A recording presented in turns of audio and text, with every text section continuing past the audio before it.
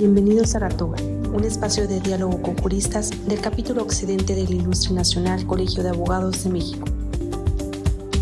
Bienvenidos a La Toga, un programa del capítulo occidente del Ilustre y Nacional Colegio de Abogados de México.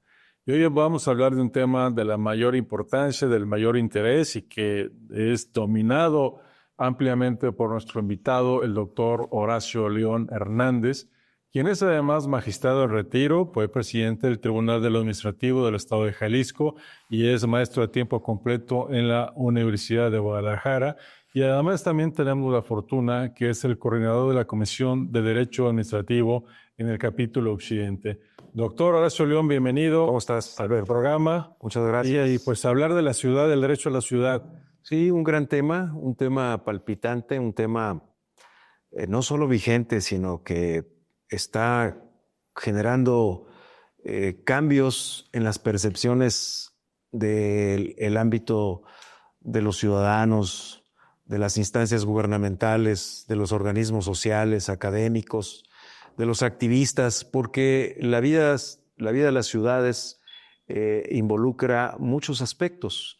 No solamente el horizonte de los derechos humanos en el amplísimo y respaldado derecho que tenemos a compartir un espacio, sino también en todo lo que implica el derecho a las ciudades como concepto definido en algunas constituciones.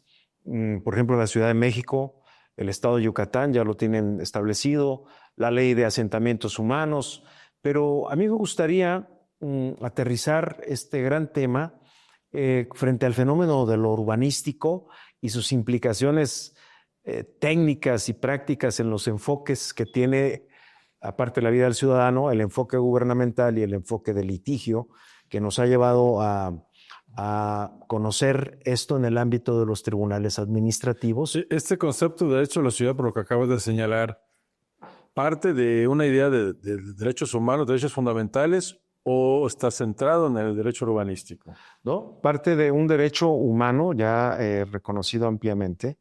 Se han generado diversos documentos internacionales de los cuales vamos a platicar, fundamentalmente la Carta del Derecho a la Ciudad, que fue el fruto de varias reuniones mundiales, y el papel que ha tenido ONU Habitat en estas definiciones.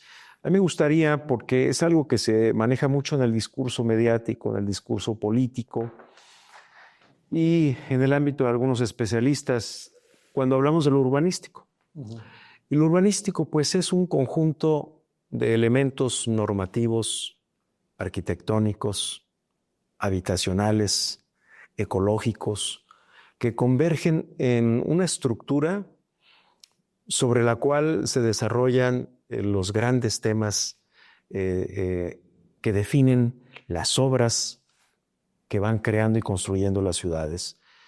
Y lo urbanístico no solamente es ese detonante que hemos visto durante los últimos 10 o 15 años de la vida y de los desarrollos verticales. Lo urbanístico es la generación de los espacios que generen un desarrollo intelectual, un desarrollo humano más amplio, una coexistencia y un sentido de identidad.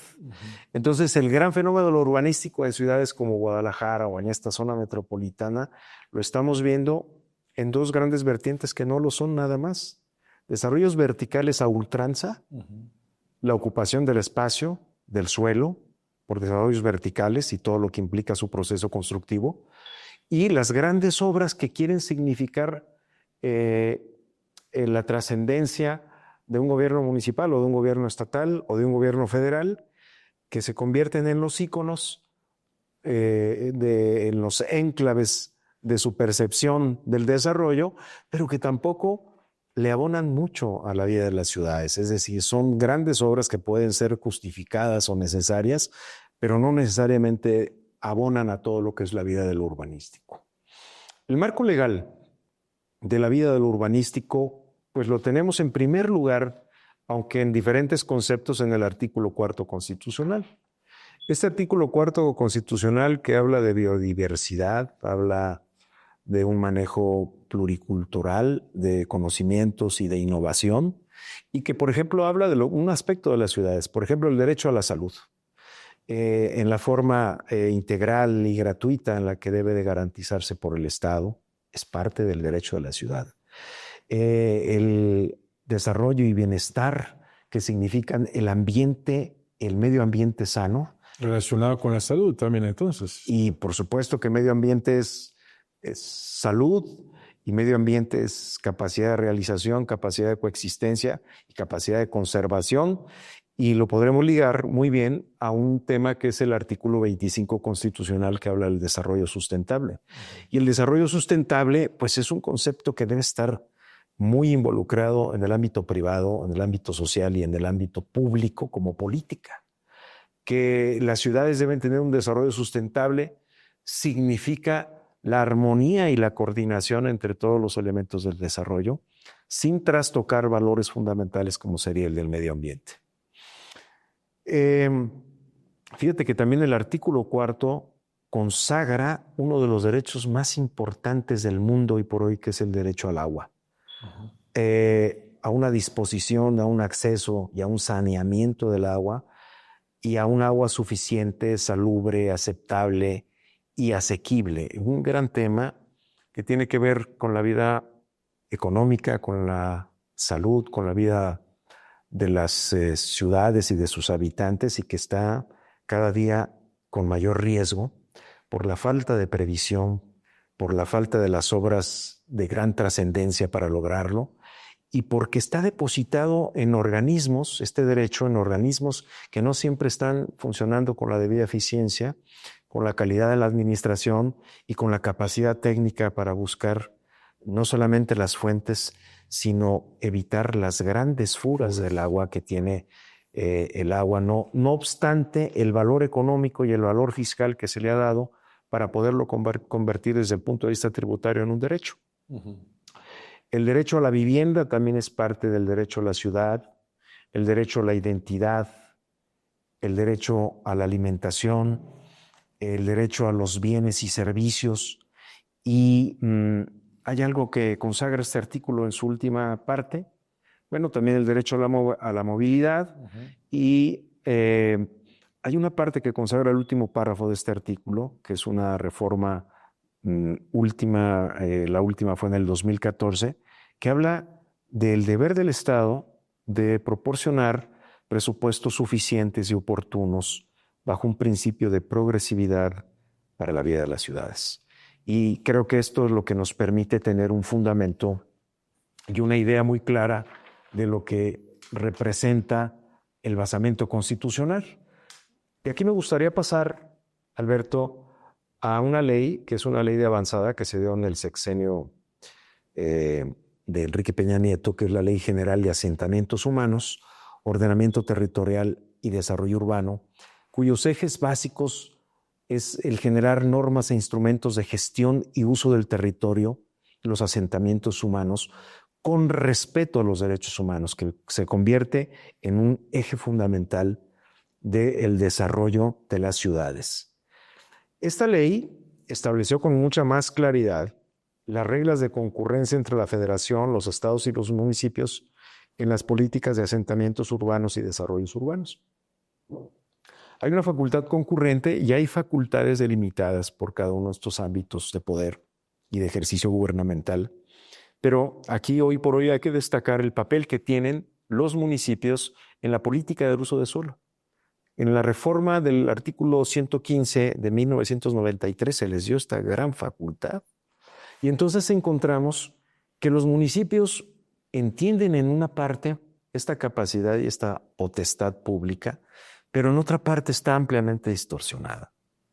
De manera que la política de las grandes conurbaciones en el país y la percepción de lo que es la vida metropolitana no ha llegado a ser lo que se esperaba como un verdadero instrumento de coordinación, de movilidad, de modernización y de elementos comunes que le den a la vida de las zonas metropolitanas mucha más eficiencia, mucha más calidad para los habitantes y mucha más coordinación entre los municipios, porque gana mucho el discurso político y porque gana mucho el sentido de competencia que puede darse entre un municipio y otro, no obstante que cada día estamos más ligados, no solamente geográficamente, sino en todas las necesidades que compartimos. Un caso muy concreto, por ejemplo, el servicio de aseo público y de recolección de residuos, en donde no podemos estar divididos, ¿no? Y se ha hablado de la creación de una agencia metropolitana que no ha podido concretarse. Y en tema de seguridad tampoco podemos ser... En el tema de seguridad tampoco, porque esa policía metropolitana creo que no ha funcionado como se esperaba y que es un tema muy importante. Esta ley genera reglas de participación ciudadana, mecanismos y principios para las provisiones territoriales, y en el artículo 4, fracción primero, dice el derecho a la ciudad, esta ley, y dice que es el acceso a la vivienda, a infraestructura, equipamiento y servicios básicos conforme a la Constitución Política de los Estados Unidos Mexicanos y los tratados internacionales.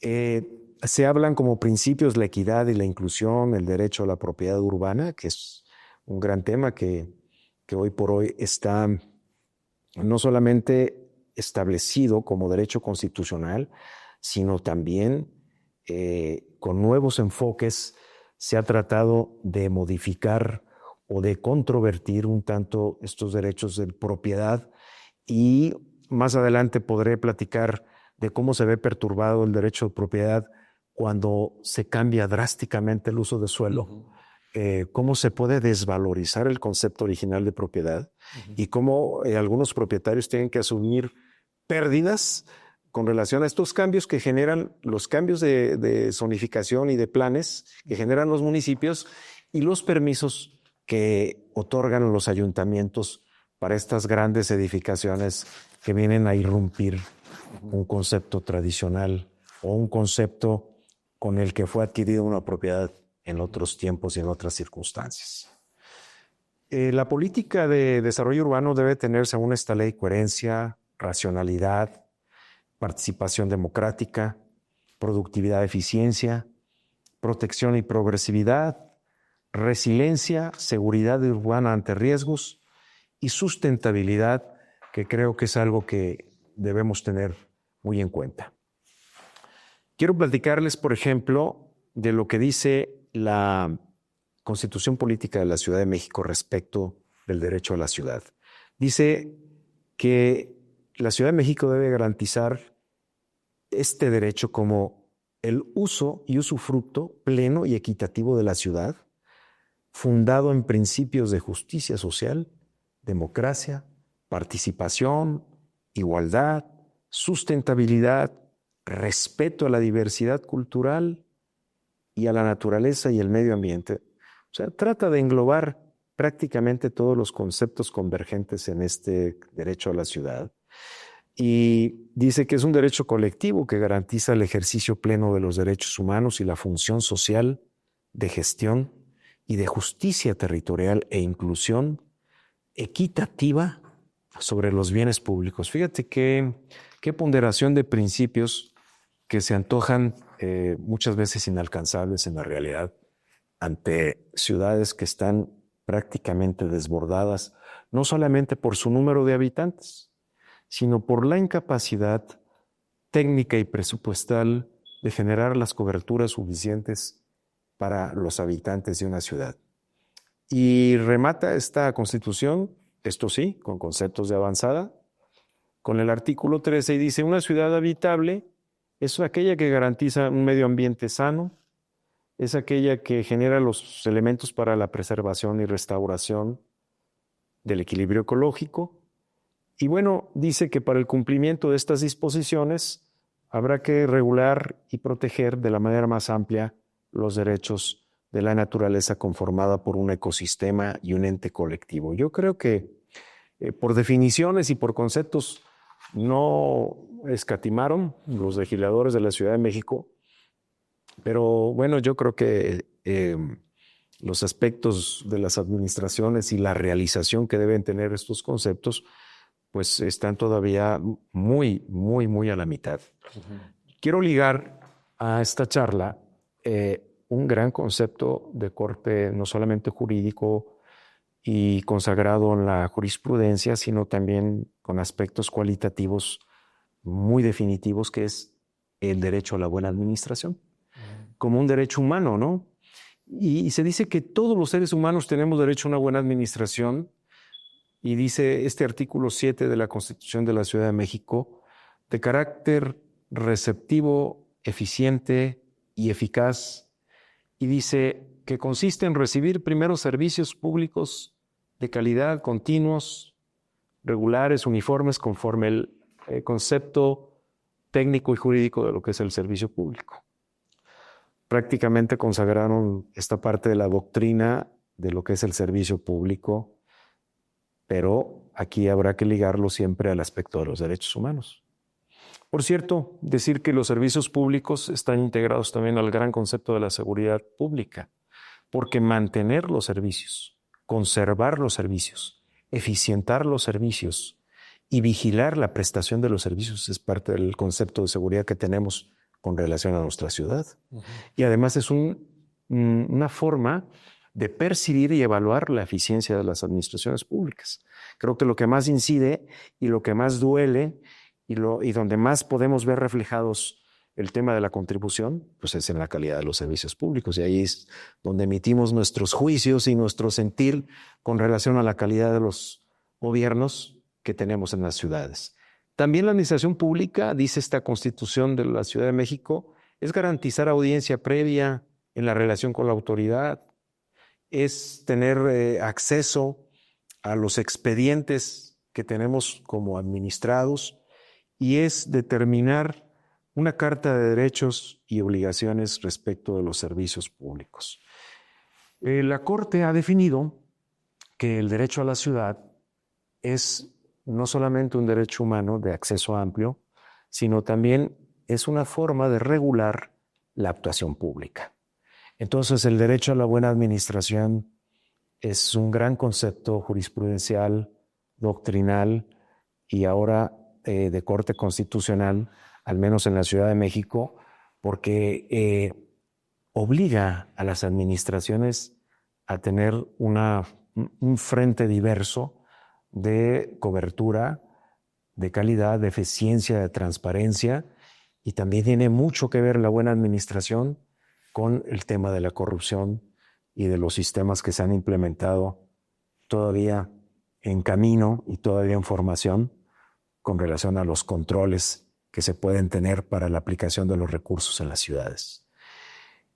Hay un esquema que podríamos hoy compartir con esta gran audiencia de este programa, Alberto, de qué partes se compone el derecho a la ciudad. Y yo diría, y nuestra ponderación, que el derecho a la ciudad implica, obviamente, lo que nosotros identificamos muy claramente como el desarrollo urbano y el ordenamiento territorial, que es todo este sistema normativo, técnico y jurídico a través de los cuales se consignan los documentos para darle un sentido, un seguimiento y una jerarquización a la planeación de las ciudades. Esta es una vertiente muy importante donde encontramos cómo se desarrollan las políticas federal, la política federal, la política del Estado y la política de los municipios con relación a este gran tema y esta gran vertiente. También habría que decir que el derecho a la ciudad tiene que ver mucho con la integración socio-urbana de los asentamientos irregulares, que sigue siendo un tema que no ha terminado, que no ha concluido, no obstante de los esfuerzos que han tenido distintos sexenios para regularizar y generar el concepto de un derecho de propiedad claro, identificable, registrado para los identificar estos asentamientos irregulares con el fenómeno gravísimo de la desigualdad en Latinoamérica, ¿no? Totalmente. Y esto es parte de los estudios que han hecho los organismos internacionales. Derecho a la ciudad es un derecho a un medio ambiente sano que está consagrado ampliamente en el artículo 4 constitucional y en las leyes de equilibrio ecológico y conservación del medio ambiente que tiene la Federación y que tienen en forma concurrente también estados y municipios. El derecho a la vivienda digna, que ya lo mencionamos en el artículo 4. Y uno muy importante que es el derecho a la cultura. La cultura como un valor vigente y actual, como un conjunto de valores que identifican a una población determinada, en donde se comparte historia, presente y aspiraciones. O sea, la cultura no solamente es la política cultural del Estado, en donde se realiza todo un calendario de actividades y se trata de recrear y fomentar las bellas artes. No. La cultura es precisamente identificar esos valores que nos tienen vinculados a través de una historia y de un presente y de una aspiración común. Entonces, la cultura es un concepto mucho más amplio de lo que se ha venido diciendo en la política gubernamental. ONU Habitat para 2020 identificó que ya más del 50% de los habitantes del mundo vivían en las ciudades. O sea que se ha venido abandonando el campo progresivamente y sustancialmente, y esto genera mayores retos para crear un concepto de derecho a la ciudad con ciudades participativas y ciudades en las que las personas sean tratadas con igualdad, con respeto y tolerancia y con espacios de vivienda dignos. Pero ONU Habitat definió también que los habitantes deben, para garantizar este derecho a la ciudad, deben utilizar, ocupar. Fíjate nada más, no solamente el uso de las infraestructuras, producir, transformar, gobernar y disfrutar las ciudades, los pueblos, los asentamientos de manera inclusiva, sustentable y democrática. ¿Qué quiere decir? Que de verdad un gobierno que esté pensando en la ciudad debe generar la plena convicción de estar ejerciendo el derecho de que estamos compartiendo un espacio público y que tenemos derecho a decidir y a opinar respecto de la ciudad que queremos. No solamente el tema ese del presupuesto participativo, en donde te ponen un apartado cuando pagas el predial y te dicen qué obra quieres y consideras más importante con relación a tu zona. Sí, eso es parte. Pero yo creo que debe haber otros espacios que generen la opinión de la ciudad que queremos. Si tú te das cuenta, el sentido de aglutinamiento que tenemos respecto de los espacios que nos gustan han generado espacios muy bellos para la ciudad. Entonces identificamos a colonias que se ponen de moda, por ejemplo, la hermosísima colonia americana de Guadalajara, que se ha distinguido en una mezcla entre lo cultural, lo habitacional, lo gastronómico, pero la identidad de la colonia americana no se está dando en los últimos tiempos nada más a fuerza de la actividad económica, sino que ya la tenía. Ya se había logrado un aspecto y una idiosincrasia de lo que son las grandes y hermosísimas colonias de Guadalajara, ¿no? Fíjate que me gustaría ponderar, y tú me dices si voy bien. No, muy bien, muy bien. Yo tengo aquí mis notas, pero no quiero interrumpirte. Tú, bueno, oímos muy bien. Me encantaría platicar sobre nada más algunas notas de lo que es la Carta Mundial por el Derecho a la Ciudad. Muy bien, si quieres, mira, déjame plantearte algunas notas que he hecho para luego continuar con la Carta Mundial y acompañarte en esta conversación. Sí. Este tema de derecho a la ciudad, como lo planteas y como está regulado y propuesto, pues nos remite de alguna manera a Ferrajoli y a estos derechos medioambientales y socioculturales que exigen ya una idea de derecho humano, no como una abstención del Estado frente a los derechos del ciudadano, sino como un deber de acción. Todo esto que tú planteas y que nos hablas exige una acción intensa del Estado comprometida para hacer factible estos derechos que confluyen en el derecho a la ciudad, el desarrollo urbano y orden territorial, integración de asentamientos irregulares que tiene que ver con abatir la desigualdad del medio ambiente, el derecho a la vivienda digna, el derecho a la cultura.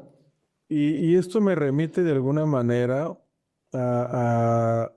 hablas de la colonia americana, que es producto, la colonia americana tendrá 70, 80 años de fundada y que es un caso de éxito, porque era la colonia pues de los capitales importantes de la ciudad en aquel entonces. Me refiero a la construcción, a las edificaciones, sí. Pero el desarrollo de la vieja Guadalajara, la hermosa Guadalajara, Pues se debe desde su origen a la fundación, a las cartas de fundación españolas que exigían este centro con el solar para la Plaza de Armas, para el mercado y para la casa consistorial. Y si vemos el trazo de la ciudad de Guadalajara, pues es un trazo perfecto hasta antes de la modernización, que empezamos con otro tipo de colonias y los cotos que vienen a solucionar para los habitantes de los cotos un tema o tratar de solucionar por lo menos puertas adentro el tema de la inseguridad, pero sí que vienen a transformar esta idea de una ciudad de todos cuando ya estás entre cotos. Entonces, lo primero que te quiero preguntar, y sobre el derecho de la ciudad, y es, ¿qué sucede? ¿Cuál es el fenómeno? ¿Por qué se dio el fenómeno? ¿Y cómo se puede revertir el fenómeno del centro abandonado, en México particularmente, que no es el fenómeno en Europa o en la misma Buenos Aires o Manhattan? El centro de la ciudad abandonado con edificaciones a punto de derruirse, ya no digamos la destrucción cultural de la ciudad. Cuando nos llegó la modernidad, entre comillas, y la riqueza, entre comillas, significando la destrucción de palacios o de casas señoriales para construir edificios que ahora están abandonados. Correcto. Pero eso ya sucedió, pero ahora tenemos un centro que sigue teniendo mucha riqueza arquitectónica en un estado deplorable porque el centro está abandonado. ¿Por qué se da este fenómeno y dónde está la varita mágica para transformar, para recuperar la dignidad y proteger este centro histórico? Es un gran tema y te voy a decir que lo sentimos más a flor de piel los que nacimos en el centro. Yo nací en una casa que está en Belén, entre Juan Manuel y San Felipe. Uh-huh. Amo el centro. Quiero volver al centro. A 2 cuadras. Quisiera volver a vivir en el centro. Sí. Quisiera ir más al centro. Pero te voy a decir, lamentablemente, solamente el centro vivías a 2 cuadras de la plaza de Collado, de toda esta Liberación, toda esta hermosísima confluencia de plazas, edificios, pegado al Informador, muy cerca del Parque San José, muy cerca de todo ese conglomerado. Y como tú dices, se conservaban muchas casas que fueron ícono de la arquitectura de fines del siglo XIX, principios del siglo XX. Y fíjate que han habido, bueno, primero, lamentablemente esto ha sucedido por un terrible y precario criterio de rentabilidad económica. Uh-huh. Es decir, las inversiones en el centro no han sido lo suficientemente rentables para los inversionistas y para los desarrolladores y para las políticas gubernamentales que solo han alcanzado a remodelar ciertas cuadras, uh-huh, ciertas manzanas con programas que fueron más publicitarios que ciertos, como el de las 100 manzanas, uh-huh, y como tantos intentos que no han llegado realmente a regenerar la vida del centro.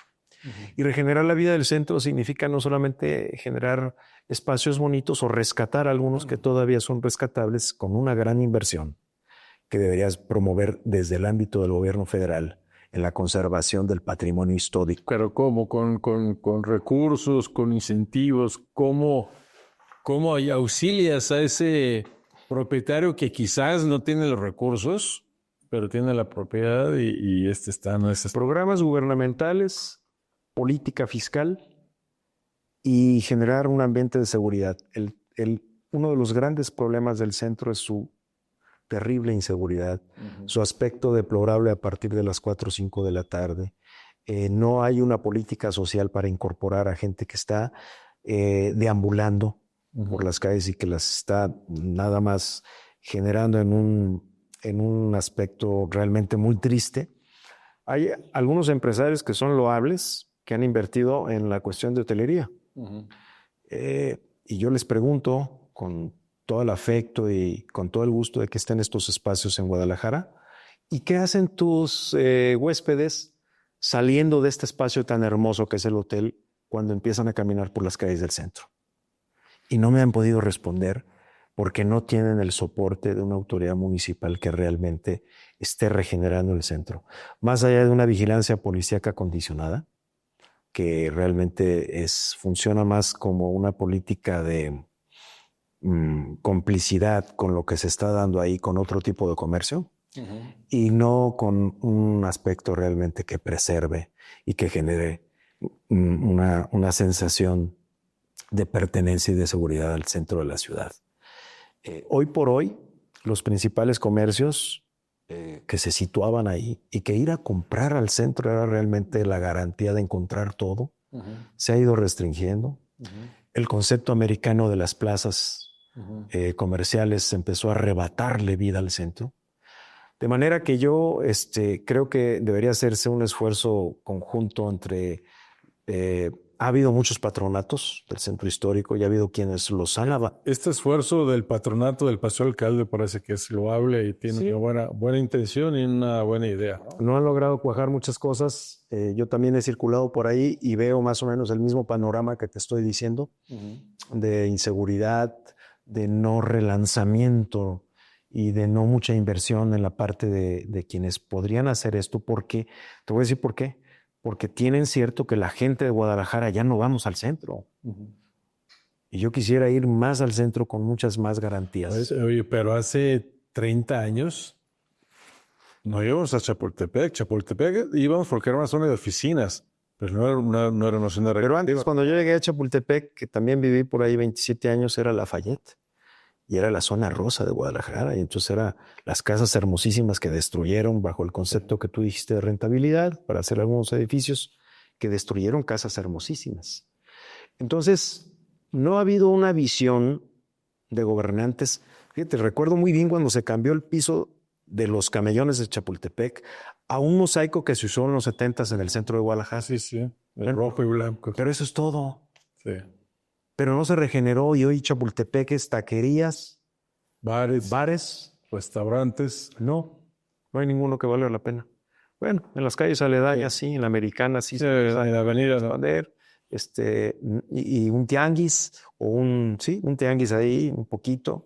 Y llegando a Avenida México ya no hay nada que hacer. Pero sí es un espacio que se ha recuperado relativamente.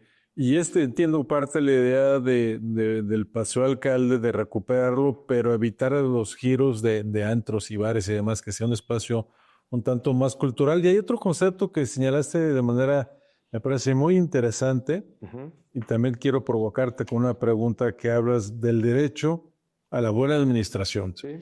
Y entonces este derecho a la buena administración, la pregunta, y bueno, estas reformas a la ley de amparo y más allá de reforma a los conceptos jurisprudenciales, nos daría pie a interés legítimo ante una administración deficiente. No estoy hablando de un tema ni siquiera de actos de corrupción, sino una administración derrochadora, ineficiente, obesa, y tendremos interés legítimo para meternos en los temas presupuestales, en sus políticas de gobierno, para decir: el derecho a la buena administración me genera un interés legítimo para oponerme a esta política o a este gasto que no es una buena administración. ¿Llegaría a ese nivel? Al ámbito presupuestal, pues yo creo que sí. Estoy convencido que el interés legítimo fue uno de los grandes productos de la evolución jurisprudencial de la Corte y que fue uno de los grandes paradigmas que transformó la rigidez del interés jurídico. Y que este interés legítimo puede dar para involucrar al ciudadano en los temas de interés público, estoy convencido que sí. Fíjate, escuché una charla el sábado pasado con algunos de los ministros de la Corte y hablaban mucho del acceso a la justicia, de acercar la justicia. Bueno, hay un término ahí que se me hace un poco político, más que constitucional y más que jurídico, que es acercarla al pueblo. Yo diría acercarla a los ciudadanos. Y la justicia para el pueblo sí es un concepto legendario, tradicional, que se dio en la formación de la vida constitucional de México.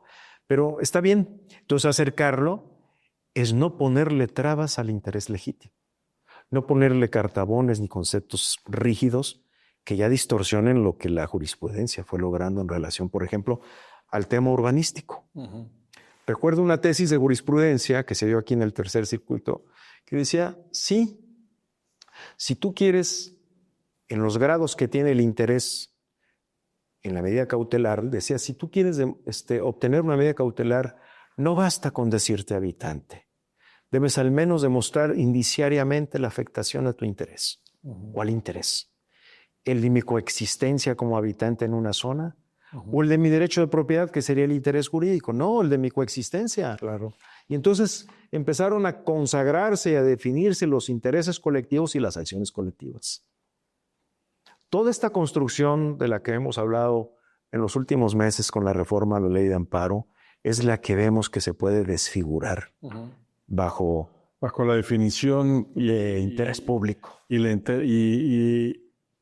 el compromiso no político de la Suprema Corte en este concepto. Pero has hablado de sentencias y quiero atender también a tu experiencia por 18 años como 17 años como magistrado en el Tribunal Administrativo. Bueno, me tocó conocer el Tribunal Administrativo allá por los 90, cuando era un tribunal pequeño en Paseo de Jugueteros, prácticamente desconocido, en un asunto de urbanismo que tenía que ver con la pavimentación de la calle 7 en la zona industrial, y luego fue creciendo en asuntos muy públicos hasta que casi el conocimiento del tribunal y de sus efectos pues está muy, muy cercano al del propio Supremo Tribunal. Es un tribunal muy público, muy de conocimiento y de mucho impacto en la sociedad.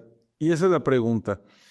En el derecho a la ciudad, que como nos lo planteas, con todos estos vertientes que has señalado, ¿qué tanto ha funcionado y qué tan importante es, creo que la pregunta es obvia, pero quiero formularla, la tutela judicial del Tribunal del Administrativo a este derecho a la ciudad? Es una gran pregunta porque de entrada es parte de lo que quiero comentar, porque sé que también estamos con los tiempos y que podríamos hacer una segunda charla. Es una gran pregunta porque la vida de los tribunales administrativos se vio irrumpida por el derecho urbanístico y por el gran concepto del derecho a la ciudad, que todavía no se termina inclusive de captar el alcance y la importancia que tienen estos tribunales, muy independiente a otros órdenes de la justicia ordinaria y de las otras materias que no les resto nada de trascendencia, pero la vida de los tribunales administrativos en este sentido del derecho a la ciudad es definitiva, porque no hay otro órgano que no sea la justicia extraordinaria de la vía de amparo que en vía ordinaria conozca de una forma tan directa y tan comprometida la vida de las ciudades como la conocen los tribunales administrativos. Y vale la pena generar esta reflexión en este gran espacio para decirte que no solamente el Tribunal de Justicia Administrativa está definido como se ha venido generando en la percepción pública, en la percepción mediática y en las versiones un tanto cuanto distorsionadas de gobernantes y de opinantes, de que solamente está creado para generar la permisibilidad de obras que no deberían construirse en la ciudad. Pero déjame decirte algo muy importante. El 90% o más de los trámites relacionados a un desarrollo vertical que nos lastima, que nos incomoda, que nos viene a cambiar la vida, se dan en el ámbito de los municipios. En el tribunal vienen a dar las partes que ya no se pudieron destrabar para el administrado que también tiene derechos, claro, el constructor, el desarrollador, y que vienen a generar un juicio y un debate jurídico respecto de una posición de la autoridad que ya no quiso permitir, que ya no quiso destrabar, que ya no quiso que fluyera alguna tramitología. Pero entonces el tribunal no solamente es el que se debe de identificar como el que permitió que se construyera tal o cual cosa, sino aquel que debe de buscar, como bien lo dijiste, la garantía, la preservación y la solidez en las decisiones del derecho a la ciudad. Sentencias, sí, hubo de todas en mi gestión. Hubo aquellas que solamente fueron la parte última de un trámite administrativo que ya estaba totalmente definido, para empezar con un acto administrativo declarativo que es el dictamen de uso de suelo, que no lo otorga el tribunal, lo otorgan los municipios en su facultad y en su potestad constitucional. Se debe decir claramente que si hay caos o desequilibrio o equilibrio y bondad en la política urbana de una ciudad, son los municipios los que tienen esencialmente la responsabilidad. Y esto lo puedo demostrar y sustentar ante cualquier órgano municipal técnico y jurídico y ante cualquier presidente municipal. Son los responsables. Hoy, como nunca, he visto, inclusive en medio de una cuadra, de una calle o de una vía secundaria, permisos para construir edificios. Esto no se daba y no se permitía. Ahora están sucediendo grandes cosas y estoy consciente de algo. La vida de las ciudades como Guadalajara y Zapopan ya no tienen espacio para el desarrollo horizontal. Es muy escaso, limitado o inexistente y por eso, sí, la vida vertical, pero la vida vertical con una política, con un orden, con una ponderación de valores y con una perspectiva a largo plazo. Y eso no se está haciendo. Eso no se está haciendo. Entonces, el tribunal, sí, de gran importancia, su participación y su nivel de responsabilidad en el derecho a la ciudad. Y también en la preservación del derecho a la buena administración. Claro. Ligado a un gran concepto también de corte doctrinario constitucional y jurisprudencial, que es la confianza legítima. Y la confianza legítima no solamente debe garantizar la expedición de actos administrativos en mi favor, sino la confianza del poder del ciudadano. Por supuesto, y la confianza en que la administración, conforme mi expectativa como ciudadano y habitante, va a generar actos congruentes a esa definición. Yo creo que hay muchísimo que hacer.